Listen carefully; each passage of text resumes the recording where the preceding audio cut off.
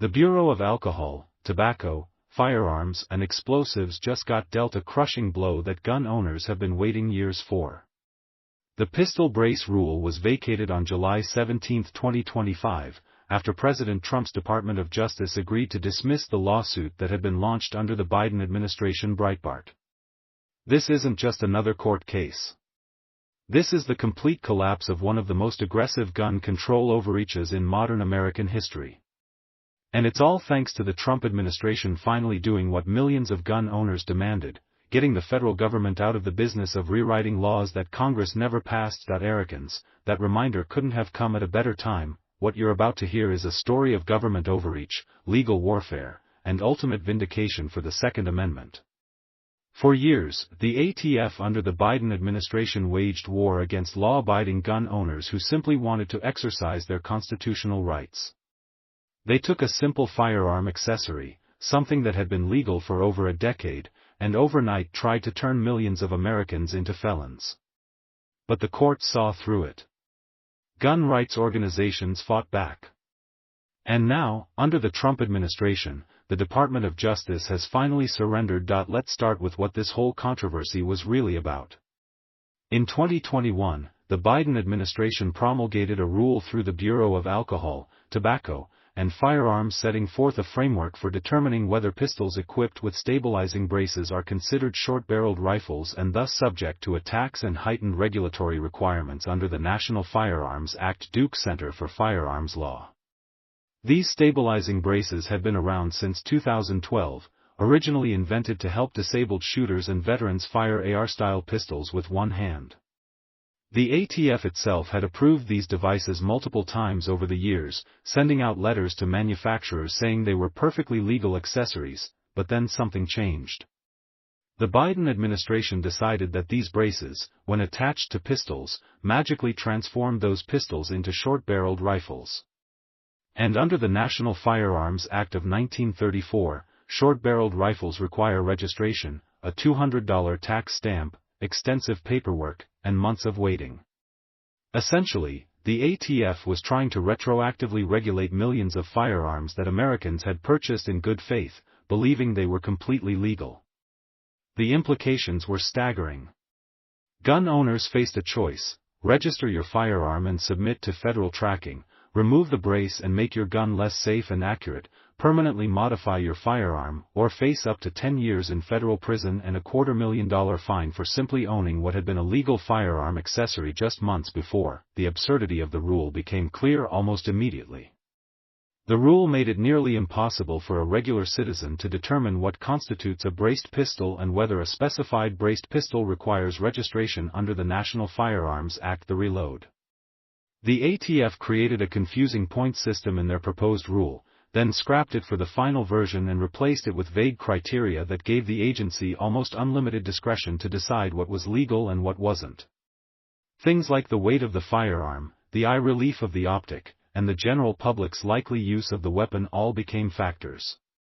It was regulatory whiplash at its worst. The ATF itself estimated there are 3 million handguns with stabilizing braces in circulation in the United States Courthouse News Service, though the real number is likely much higher. These weren't rare firearms owned by collectors. These were common, everyday firearms used by millions of Americans for self-defense, sport shooting, and hunting. Yet the Biden ATF was trying to classify them all as heavily restricted weapons that would require extensive federal oversight. The legal challenges began almost immediately after the rule went into effect in January 2023. Gun rights organizations, individual owners, manufacturers, and even coalitions of state attorneys general filed lawsuits across the country. They argued that the ATF had exceeded its statutory authority, violated the Administrative Procedure Act, and infringed on Second Amendment rights, and the courts agreed. In August 2023, the Fifth Circuit found at the preliminary injunction stage that the plaintiffs were likely to succeed on their administrative law claims because ATF had impermissibly altered its initial approach for determining whether a braced pistol qualifies as a short-barreled rifle by promulgating a vague, subjective test in the final rule that was not subject to proper notice and comment procedures. Duke Center for Firearms Law. That was just the beginning. Court after court began ruling against the ATF's pistol brace ban. The Eighth Circuit also weighed in, finding the rule arbitrary and capricious. Federal district courts across the country issued injunctions blocking enforcement of the rule. The legal walls were closing in on the Biden administration's gun control agenda. Then came the Supreme Court decision that would ultimately seal the fate of the pistol brace rule. In Garland v. Cargill, the Supreme Court ruled that the ATF had exceeded its authority when it tried to ban bump stocks by administratively reclassifying them as machine guns. The court made clear that federal agencies cannot simply rewrite statutory definitions enacted by Congress to expand their regulatory authority. This precedent became a powerful weapon in the fight against the pistol brace rule. Courts reviewing the brace ban cited the Cargill decision as evidence that the ATF was once again trying to do through regulation what Congress had never authorized through legislation. Throughout 2024 and early 2025, the legal battles continued. Reporting suggests that few pistol brace owners, likely tens of millions of braces in circulation, have actually registered pursuant to the NFA, with many owners instead joining groups challenging the rule in court. Duke Center for Firearms Law. Gun owners simply refused to comply with what they saw as an unconstitutional and unworkable rule. The mass noncompliance sent a clear message: Americans would not accept this level of federal overreach on their Second Amendment rights. But the real turning point came when Donald Trump returned to office in January 2025. On February 7, President Trump issued an executive order directing his Attorney General to evaluate all government regulations and positions for possible violations of the Second Amendment or infringements of gun owners' rights. Duke Center for Firearms Law. The order gave the Attorney General 30 days to submit a proposed plan of action. This executive order signaled that the Trump administration would take a fundamentally different approach to gun rights than its predecessor. The impact was immediate. The Department of Justice and ATF, now led by Attorney General Pam Bondi and acting ATF and FBI Director Kash Patel, began formal reviews of the tyrannical stabilizing brace rule (GOA). Gun rights advocates knew this was their moment. Organizations like Gun Owners of America, the Firearms Policy Coalition, and the NRA had been fighting these battles in court for years. Now they had an administration that was actually willing to listen and act, and then came the moment Second Amendment supporters had been waiting for. The Firearms Policy Coalition announced that the federal government agreed to a joint dismissal of the government's appeal in their lawsuit, which had successfully challenged the Biden ATF's pistol brace ban and secured injunctive relief for gun owners. Breitbart. The DOJ simply walked away from the case. They abandoned the defense of a rule that had caused chaos and confusion for millions of gun owners. By agreeing to dismiss the appeal, the Trump administration effectively killed the pistol brace rule nationwide. This wasn't a compromise or a half measure. This was total victory. The rule that the Biden administration had spent years developing, defending in multiple courts, and trying to enforce against millions of Americans was completely vacated. Gone. No longer enforceable. Gun rights organizations celebrated the win as a vindication of everything they had been fighting for.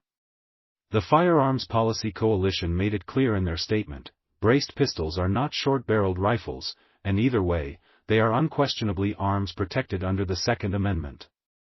The message was unmistakable: the era of Biden-era ATF gun control was over, but the pistol brace rule wasn't the only casualty of the Trump administration's review.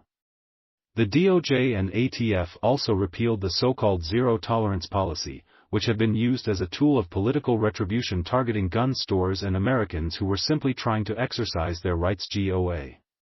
Under Biden, this policy had allowed the ATF to shut down federally licensed firearms dealers for minor paperwork violations, destroying small businesses and limiting Americans' access to legal firearms. The Trump administration ended it, restoring a more balanced approach to regulatory enforcement. The broader implications of these actions cannot be overstated. For years, gun control advocates had used federal bureaucracy as a way to implement restrictions that could never pass through Congress. When they couldn't get the votes for their gun control agenda, they simply had federal agencies reinterpret existing laws to create new restrictions administratively.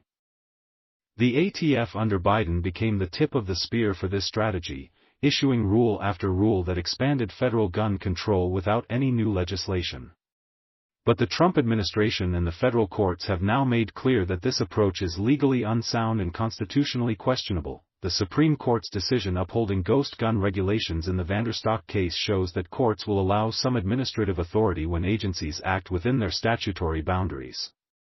But when agencies try to dramatically expand their power by redefining terms Congress has already defined, when they create vague and unworkable rules that turn law-abiding citizens into criminals overnight, the courts and the executive branch are now pushing back hard. This represents a fundamental shift in how Second Amendment cases are being handled at the highest levels of government. What does all this mean for gun owners going forward? First and foremost, pistol braces are once again unquestionably legal. Millions of Americans who own braced pistols can breathe easier knowing they're not at risk of federal prosecution for owning a common firearm accessory. The legal uncertainty that hung over the gun community for 2 years has been lifted. But beyond that immediate victory, the defeat of the pistol brace rule establishes important precedents about the limits of federal agency power. Federal bureaucrats cannot simply rewrite laws passed by Congress to expand their regulatory authority.